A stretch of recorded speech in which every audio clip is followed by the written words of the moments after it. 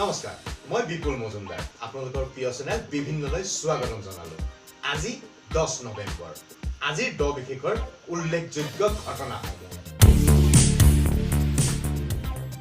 বছৰটো শেষ হ'বলৈ এই দিনৰ পৰা মুঠ 51টা দিন বাকি থাকে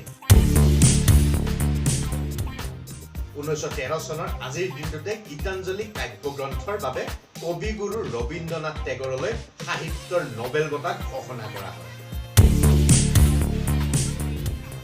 1888 চনৰ আজিৰ দিনটোতে মৌলানা আবুল কালাম আজাদৰ জন্ম হয় চন্দ্ৰশেখৰে সমাজবাদী জনতা পাৰ্টি গঠন কৰি কংগ্ৰেছৰ সমৰ্থন লৈ 1990 চনৰ আজিৰ দিনটোতে ভাৰতৰ প্ৰধানমন্ত্ৰীৰ শপত গ্ৰহণ কৰে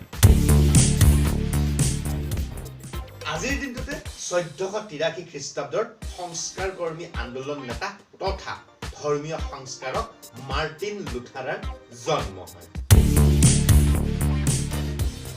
ইংৰাজ চিত্ৰশিল্পী আৰু ভাস্কৰ উইলিয়াম হগাৰ্থৰ জন্ম হয় 1697 চনৰ আজিৰ দিনটোতে আজিৰ দিনটোতে আধুনিক তুৰস্কৰ প্ৰতিষ্ঠাতা তথা দক্ষ যোদ্ধা কামাল পাছাৰ মৃত্যু হয়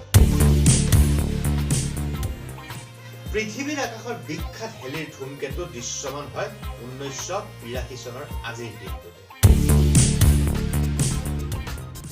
1970 চনৰ আজিৰ দিনটোতে ৰাছিয়াৰ লুনা 17 নামৰ মহাকাশ যানখন চন্দ্ৰ অভিমুখে উৎক্ষেপ